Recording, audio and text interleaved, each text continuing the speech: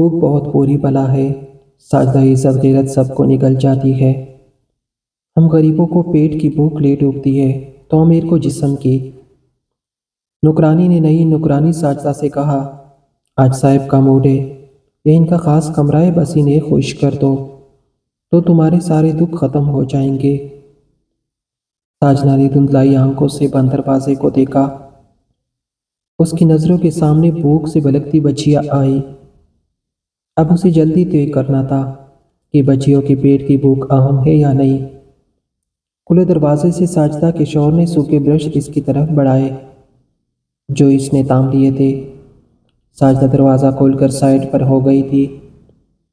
تکے وجود کے ساتھ احمد گھر میں داخل ہوا۔ ایک تک کی سانس ساجدہ کے سینے سے خارج ہوئی۔ دن بھر کی آس کانچ کی طرح ٹوٹ کر بکھیر گئی تھی۔ کانستے کانستے احمد صحن میں پڑی چارپائی پر بیٹھ گیا۔ سوکھے برش اور رنگ کی خالی ڈبے منڈیر پر رکھ کر ساجدہ پانی کا گلاس لے آئی۔ آج بھی دیہڑی نہیں لگی۔ ساجدہ کے سوال پر احمد نے پانی کا گلاس گھونٹ بھر کر رکھ دیا، نہیں۔ مختصر جواب کے بعد کھانسی کا شدید حملہ ہوا۔ وہ کچھ بولنے کے قابل نہ رہا۔ ساجدہ بیٹھ کر سولانے لگی، خون کی الٹیوں کو آنسو بہاتی نظروں سے دیکھ کر اپنے دوپٹے سے اس کا منہ صاف کرنے لگی۔ اوپر تلے کی 5 بیٹیاں اور 8واں کا بیٹا اس لالچ میں خاموش بیٹھے تھے کہ اگر انہوں نے شور کیا تو شور کرنے والوں کو روٹی نہیں ملے گی۔ سب باپ کی آمد پر دم سادے بیٹی ساجدہ کا انتظار کر رہی تھی کہ ابھی وہ کانا لے کر آئے گی۔ باپ کے کانسنے کی آواز آنے لگی تو سب دروازے سے جھانک کر صحن میں دیکھنے لگی۔ تمہاری بیماری تو بڑھتی جا رہی ہے، دوا کا بندوبست کرو، ساجدہ فکر مندی سے کہہ رہی تھی۔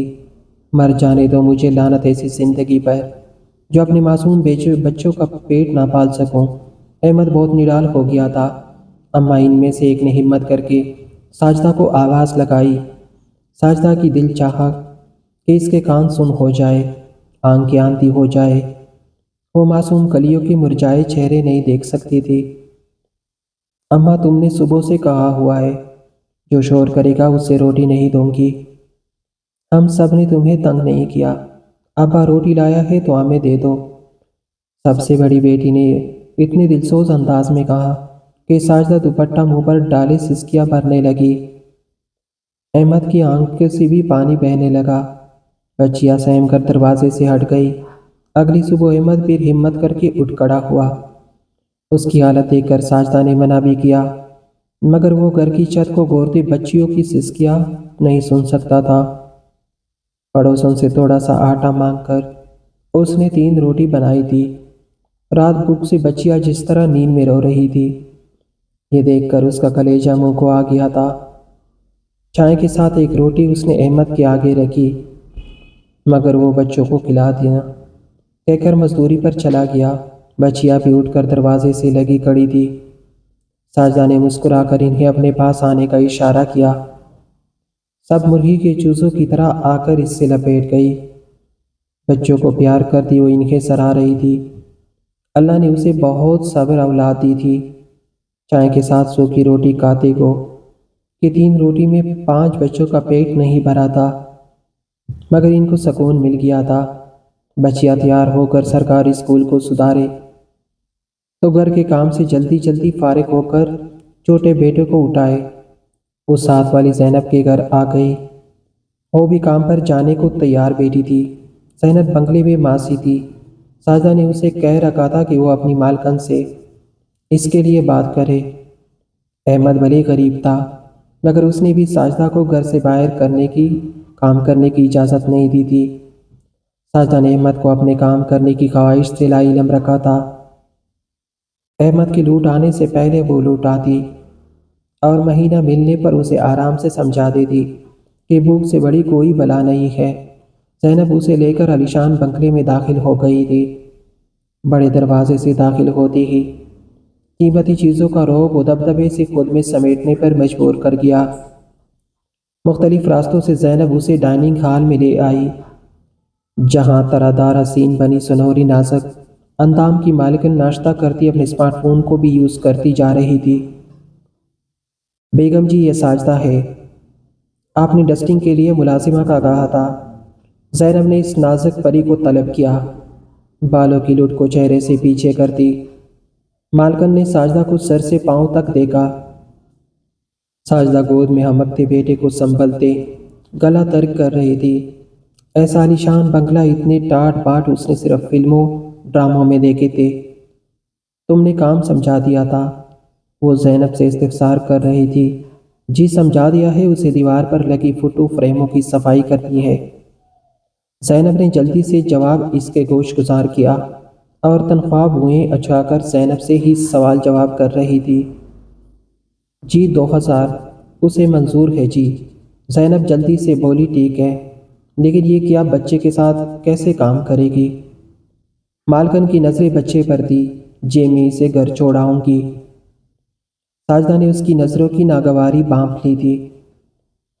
ٹھیک ہے، کل سے 1 بجے آ جانا۔ وسیم سے کہو فریش جوس کمرے میں بھیجے۔ مالکن ٹیشو سے ہاتھ صاف کرتی زینب کو حکم صادر کرتی ہال سے ٹک ٹک کرتی نکل گئی۔ ساجدہ کے ساتھ زینب نے بھی کھل کے سانس لیا۔ زینب کسی پریوں سی ہے مالکن۔ ساجدہ اس کے حسن کے سحر میں مبتلا ہوئی۔ پیسہ بہت ہے بیگم کے پاس، پھر میاں بھی کروڑ پتی ہے۔ پیسہ تیرے میرے پاس ہوتا تو ہم بھی پری لگتی۔ زینب مالکن کے جھوٹے برتن اٹھائے اور اس میں بچا بوائل انڈا نگلتے ہوئے بولی، ایسا حسن کسی کام کا جب میاں کو قابو میں نہ رکھا سکے۔ زینب کا انداز زاہیہ تھا۔ مطلب ساجدہ حیران ہوئی۔ اسے زینب کی مبہم بات سمجھ نہیں آئی۔ کوئی مطلب نہیں تو ٹھیک سے دیواروں کو دیکھ لے، یہاں ہزاروں کی تعداد میں فریم ہے۔ بیگم کو ہر تصویر فریم کروا کے دیوار پر سجانے کا شوق ہے، یہاں تک کہ بچوں کی اسکول پینٹنگ بھی فریم کروا کے لگاتی ہے۔ انہا بڑے لوگوں کے بڑے چونچلے۔ زینب کے لہجے میں حد درجہ کڑواہٹ تھی۔ تیری بڑی مہربانی جو تو نے یہ کام دلوا دیا۔ ساجدہ شکر گزار تھی۔ کوئی گل نہیں، تو بہن جیسی ہے اپنے، لیکن چھوٹے تو کس کے پاس چھوڑ کر آئے گی؟ زینب کو روتے بچے کا خیال آ گیا۔ بچیا 12 بجے اسکول سے آ جائے گی، بڑی اسے سنبھل لے گی۔ ساجدہ سب سوچ کر آئی تھی۔ شکر تھا مالکن نے خود 1 بجے کا ٹائم دیا تھا، اگر جلدی بلاتی تو چھوٹے کا مسئلہ ہو جاتا۔ شام ڈلے احمد گھر میں داخل ہوا تو اس کی چال میں خوشی تھی۔ 500 کی دیہڑی لگی تھی۔ وہ بچیوں کے لیے روٹی سالن کے ساتھ ٹافیاں بھی لایا تھا۔ سب باپ سے چمٹی ہوئی تھی۔ ساجدہ نے مسکراتے ہوئے ان لمحوں کو آنکھوں میں قید کر لیا۔ کیا ضرورت تھی باہر سے کھانا لانے کی؟ آلو اور آٹا لے آتے، میں گھر میں پکا لیتی، 2 پیسے بچ جاتے۔ ساجدہ کے ہاتھ میں احمد نے بچے ہوئے 2 لال نوٹ دیے تو وہ بول پڑی۔ ایک وقت کا کھانا 300 کا آیا تھا۔ کل کے خیال سے وہ بولنے لگی تھی، نہ بول کچھ، 6 دن بعد میری بچیوں کو ڈنگ کا کھانا نصیب ہوا ہے، کل ان کے نصیب ہے اور آ جائے گا۔ احمد آسودہ تھا، بچیاں بوٹی کے لیے لڑ رہی تھی۔ ساجدہ نے سب کے الگ الگ حصے بنا دیے۔ ساجدہ کام پر جانے لگی۔ زینب نے ٹھیک کہا تھا، بہت زیادہ فریم تھے، ڈھونڈنے سے بھی کوئی دیوار خالی نہیں ملی تھی۔ مالکن نے اپنے آباء و اجداد کی فوٹوز بھی رکھی ہوئی تھی۔ بچپن سے جوانی تک ہر تصویر میں وہ ساجدہ کو پہلے سے زیادہ کم عمر لگتی تھی۔ گھر میں گنتی کے 2 لوگ تھے، مگر نوکروں کی فوج تھی۔ مالکن کی بیوٹیشن بھی صبح آتی اور رات کو جاتی تھی۔ مالکن کی فٹنس انسٹرکٹر بھی تھی، جو اپنی نگرانی میں ڈائٹ کھانا تیار کرواتی تھی۔ مالکن کو یوگا اور ایکروبکس بھی کرواتی تھی۔ ساجدہ کو رچ کے مالکن کی قسمت پر رشک آ رہا تھا۔ مالکن ان دنوں ملک سے باہر تھا، اسے اس نے صرف تصویریں میں دیکھا تھا۔ ایک بیٹا تھا جو بورڈنگ میں پڑھ رہا تھا، وہ لاؤنج کی تصویر صاف کر رہی تھی جب ماڈرن لباس میں بنا دوپٹے کی ٹک ٹک کرتی مالکن لاؤنج میں داخل ہوئی۔ ڈرائیور پیچھے مختلف شاپنگ بیگز اٹھائے آ رہا تھا۔ میرے روم میں رکھو اور AC آن کر دینا، میں آ رہی ہوں کمرے میں، ڈرائیور کی ہدایت کرتی وہ لاؤنج میں برجمان ہوئی۔ 2 منٹ کمرے کی درجرارہ بھی گوارا نہ کیا۔ سنو، کیا نام ہے تمہارا؟ خیر جو بھی ہے، پروین سے کہو اورنج جوس لے کر آئے۔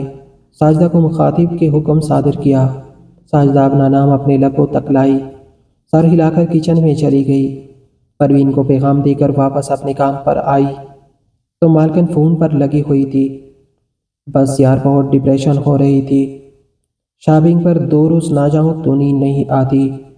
میں نے جو ڈریس لیا ہے نہ دیکھو گی تو داد دیے بغیر نہ رہ سکو گی۔ اس ویک میرا موڈ دبئی سے شاپنگ کا ہے، فیشن شو بھی ہے وہ بھی اٹینڈ کروں گی۔ مالکن بول رہی تھی اور ساجدہ آنکھیں پاڑے اس کی گفتگو سن رہی تھی۔ تم سے جوس کا کہا تھا۔ مالکن نے اس کی توجہ نوٹ کر لی تھی، قدرے ترش لہجے میں بولی، حج جی میں نے پیغام دے دیا ہے۔ ساجدہ گڑبڑائی، جاؤ دیکھو کہاں مر گئی پروین، ذرا دیر ہوئی تو تم دونوں فارغ۔ ساجدہ الٹے پاؤں باقی احمد کو بغیر بتائے یہ سلسلہ چل رہا تھا۔ احمد کی طبیعت دن پر دن بگڑ رہی تھی۔ اس نے ہمت کر کے مالکن سے ایڈوانس رقم کی بات کی تھی۔ زینب یہ تم کس قسم کی ملازمہ کو میرے سر منڈ کر گئی ہو؟ ابھی 15 دن ہوئے کام کرتے اور یہ پیسوں کا مطالبہ کر رہی ہے۔ تمہیں پتہ ہے مجھے اس طرح کی حرکت پسند نہیں، یہ فکس ڈیٹ پر تنخواہ دیتی ہوں۔ تم نے اسے بتایا نہیں تھا؟ اسے جواب دینے کی بجائے مالکن نے زینب کو آواز دے کر بلایا۔ وہ گرتی پڑتی آئی تو اسے گھورنے لگی۔ معافی مانگتی ہوں جی، زینب کی غلطی نہیں ہے۔ ساجدہ کو احساس ہوتا کہ اس کی وجہ سے زینب کو پریشانی کا سامنا کرنا پڑے گا تو وہ کبھی بھی نہ کہتی۔ احمد کل سے بستر سے لگ گیا تھا اور بچیوں نے کچھ نہیں کھایا تھا۔ آج بھی وہ احمد سے جھوٹ بول کر گھر سے نکلی تھی۔ مالکن ٹک ٹک کرتی چلی گئی۔ ساجدہ کی آنکھوں میں آنسو آ گئے۔ مالک اگر ہوتے تو میں تیرا کوئی بندوبست کروا دیتی، مگر جانے وہ کب آئے۔ تو ابھی 100 روپے رکھ لے، اس سے زیادہ میں تیری مدد نہیں کر سکتی۔ آئندہ مالکن سے بات کرنے سے پہلے مجھ سے کر لینا۔ زینب اس کے حالات سے واقف تھی، اس پر ترس آ گیا۔ ساجدہ آنکھوں کو خشک کرتی سر ہلانے لگی۔ ڈرتے ڈرتے اس نے احمد کو اپنی نوکری کے بارے میں بتا دیا۔ اس نے ایک خاموش نظر ساجدہ پر ڈال کر چھت پر نظریں جمائی۔ تو نے ٹھیک کہا، میرے بعد بچوں کو تو نے ہی پالنا ہے، یہ ٹی وی مجھے قبر تک لے کر جائے گی۔ احمد اپنا مذاق اڑاتا بولا۔ ساجدہ تڑپ کر اسے ایسی مایوسی کی باتیں کرنے سے روکتی رہی۔ اگلی رات احمد کی آخری رات تھی۔ کانستے کانستے جانے کس پل اس کا دم نکل گیا۔ ساجدہ نے صبح اٹھایا تو وہ اٹھا ہی نہیں۔ ساجدہ اور بچیوں کی زندگی کھلے آسمان تلے آ گئی۔ اس کے پاس تو کفن دفن کے پیسے بھی نہ تھے، محلے والوں نے ہی اس کا انتظام کیا۔ 3 دن پڑوسیوں کے گھر سے کھانا آیا، بچیوں نے پیٹ بھر کر کھانا کھایا۔ چوتھے دن پھر بھوک نے سر اٹھایا تو ساجدہ عدت سے اٹھ کر کام پر چلی گئی۔ مالکن نے اسے دیکھ کر افسوس کا اظہار کیا اور 1000 کا نوٹ اس کی طرف بڑھایا۔ چند دن سکون سے گزر گئے۔ مالک آ چکا تھا، وہ بھی مالکن کی طرح شہزادہ تھا۔ ساجدہ اللہ کی بنائی زمین اور اس کی تخلیق کے بندوں کے نصیب میں اتنا تضاد دیکھ کر سوچتی تھی، لوگوں کے پاس اتنا پیسہ آتا کہاں سے، اور آتا ہے تو کیا اسلام نے غریبوں کے لیے انہیں تلقین نہیں کی؟ امیروں کو خیرات، عید بقر عید کا انتظام ہوتا ہے، شاپنگ، جیولری، جوتوں، گھر کی زیبائش کے لیے روز ہزاروں خرچ کرتی ہے۔ غریب رمضانوں میں فطرانے زکوٰۃ کے لیے بیکاری بنے ہوتے ہیں۔ عید قربان پر چند چیڑوں کی ہوش میں ہر در کٹکھٹاتے ہیں اور انہیں تحت کار دیا جاتا ہے۔ کیا فطرانہ زکوٰۃ یا گوشت کا حق غریبوں کے لیے صرف عید پر ہے؟ باقی پورا سال کیا انہیں بھوک نہیں لگتی؟ بیگم ڈائمنڈ کا نیا سیٹ سراہی دار گردن میں پہنے صاحب سے داد لے رہی تھی اور آنسو ساجدہ کے دل پر گر رہے تھے۔ چھوٹی کی طبیعت کئی دنوں سے خراب تھی، وہ دن گن گن کر گزار رہی تھی۔ تنخواہ ملنے میں ابھی 2 دن باقی تھے۔ مالکن نے جو 1000 روپے دیے تھے وہ بچا بچا کر بھی خرچ ہو گئے تھے۔ گھر کا کرایہ بھی سر پر آ گیا تھا۔ 2000 میں وہ بچوں کے پیٹ کا ایندھن بھرتی، کرایہ دیتی یا دوا لاتی۔ اس نے زینب سے 2-3 گھروں کا اور کام دلوانے کا کہا تھا۔ اسے اپنے بچوں کے لیے ماسی بننا تھا، مگر کہے کوئی جگہ نہیں تھی۔ احمد نے اسے زمانے سے بچا کے رکھا تھا مگر نصیب نہ بدل سکا۔ چھوٹا رات بھر سانس ٹھیک طرح سے نہ لے پانے کے باعث روتا رہا۔ صبح وہ نڈال سے بچے کی تپکی دے کر سلانے کی کوشش کر رہی تھی۔ بچیا اسکول سے آ گئی تھی۔ اس کا دل کام پر جانے کو نہیں چاہ رہا تھا مگر مزید چھٹی مالکن کو چراغ پا کر دیتی۔ 200 کی روٹی اور ایک پیالی چائے 5 بچیوں کے آگے رکھ کر وہ واپس بیٹے کے پاس آئی۔ اماں، تیسرے نمبر کی بیٹی اس تک آئی۔ پیٹ نہیں بھرا۔ اندر کودن سے پیٹ پر ہاتھ پھیرتے اس نے رونی صورت بنا کر کہا، کل میں اپنی بیٹی کو پیٹ بھرا کر کھانا کھلاؤں گی۔ ٹھیک ہے اب جاؤ، شاباش، اسکول کا کام کرو۔ ضبط کر کے اس نے پٹنی کے میلے بالوں پر پیار کیا۔ صابن شیمپو جیسی عیاشی اور افورڈ نہیں کر سکتی تھی۔